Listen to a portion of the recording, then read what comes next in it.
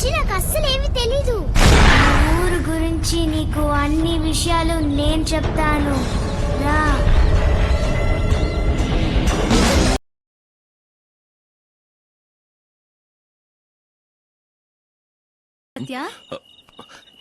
ఏంటి, ఏమైంది? మీరు నలుగురు ఉన్న చోటు గనక వస్తే ఏదో పెళ్లింటికి వచ్చినట్టు ఉంటుంది. పాటలు డాన్స్లు అంటూ ఎంతో జాలీగా ఉంటారు. ఇప్పుడు ఏమైంది మీకు? ఏం లేదు, రా. లేదు లేదు, మీరేదో టెన్షన్ లో ఉన్నారు. ఈ చోటు చూస్తేనే నాకు... అరే ఏం లేదని చెప్తున్నాను కదా, నువ్వు అనవసరంగా మనసు పాడు చేసుకోకు, పద. చల్లగా చల్లగా తేనె జల్లు, చల్లగా చల్లగా గజ్జగల్లు, చల్లగా చల్లగా తేనె జల్లు, చల్లగా చల్లగా గజ్జగల్లు, నింగిలోన మెరిసింది వానవిల్లు. ఆహా, బాగుంది. ఎవరు నేర్పించారు ఈ పాట? ఇది మళ్ళీ నేర్పించింది. మళ్ళా? ఎవరు? తను ఇక్కడే ఉంది. తనది ఈ ఊరే మమ్మీ. పెద్ద పెద్ద కళ్ళు, చక్కగా నవ్వుతూ అందంగా ఉంది. నాకు బాగా నచ్చింది డాడీ. తను మ్యాజిక్ కూడా చేసింది డాడీ. నేను చేయనా? 1 2 3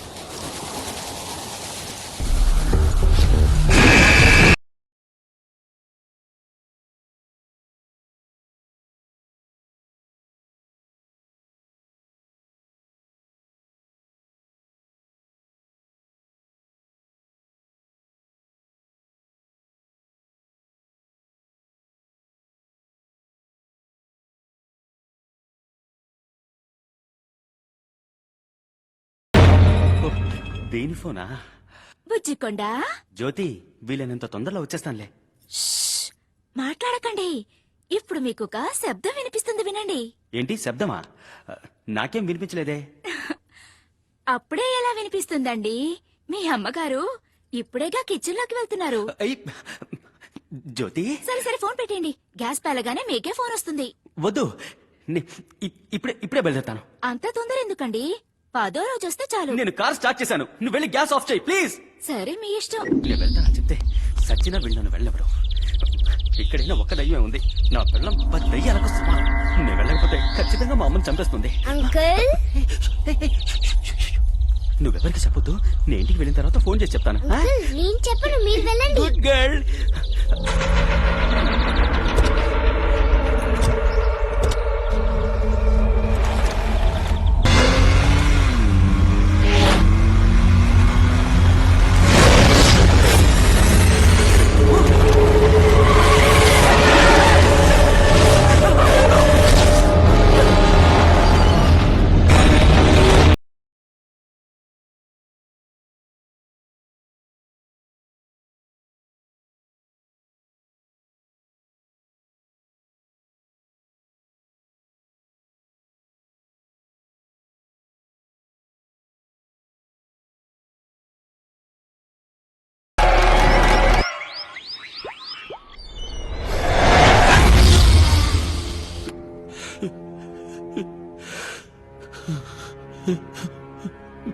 అప్పు పోయాడు.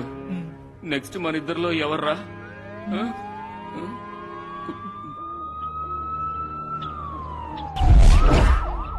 అదే పోలీసుల యాక్సిడెంట్ అని కన్ఫర్మ్ చేసేసి వెళ్లారుగా, మరెందుకు పిచ్చి వాళ్ళ వాగుతున్నారు? నేను వాగడం లేదు, ఇదే నిజం. గతించిన నా జీవితంలో నీతో చెప్పకుండా నేను దాచిపెట్టిన సంఘటన ఇదొక్కటే. అందుకు నువ్వు ఏ శిక్ష విధించినా అనుభవించడానికి సిద్ధంగా ఉన్నాను. కానీ అంతకంటే ముందు మన అమ్ములు. ప్లీజ్, ఏ తప్పు చేయని మన అమ్ముల గురించి మాట్లాడడం న్యాయం కాదు. మీరు చేసిన నేరానికి ఏ తప్పు చేయని మన అమ్ముడైనా బాధ్యత అవుతుంది.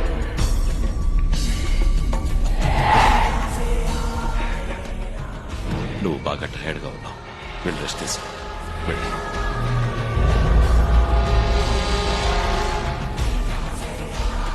మీ రామమ్మి వెళ్ళి పడుకుందాం, నాకు నిద్ర వస్తోంది.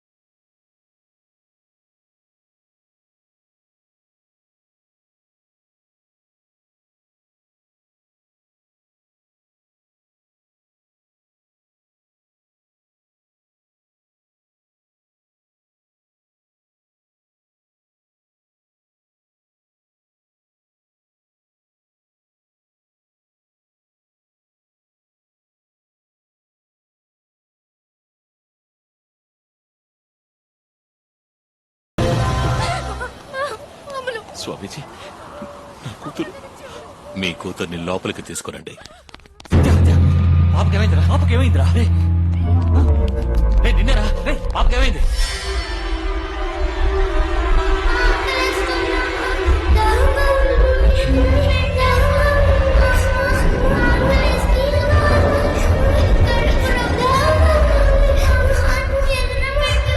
వెళ్ళి మచ్చడి తీసుకురా. సరే స్వామి. ఇదిగో పెడుతున్నానుగా. సత్య, మీరిద్దరు కూడా బయట ఉండండి. పిల్ల మాత్రం ఇక్కడ ఉంటే చాలు.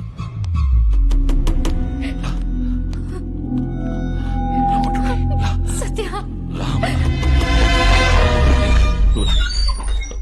స్వామి.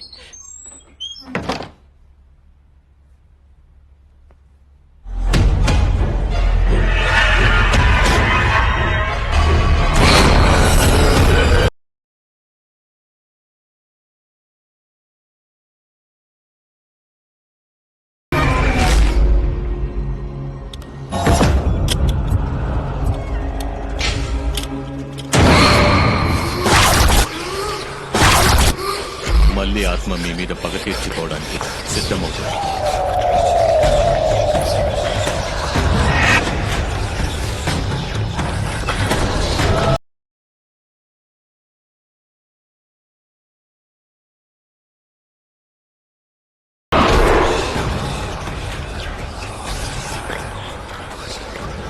ఆరు శతాబ్దాల క్రితం పూడ్చిపెట్టబడ్డ చంపకం ఆత్మకున్న కవచమే ఇక్కడ ప్రతిష్ఠించబడిన కాళికాంబ.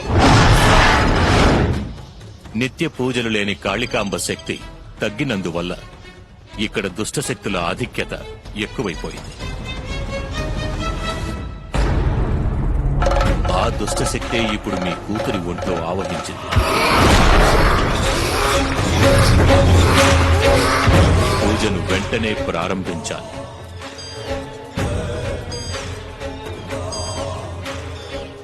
ఇంకో 60 గడియల్లో ఆ దుష్ట శక్తిని మనం అదుపు చెయ్యాలి.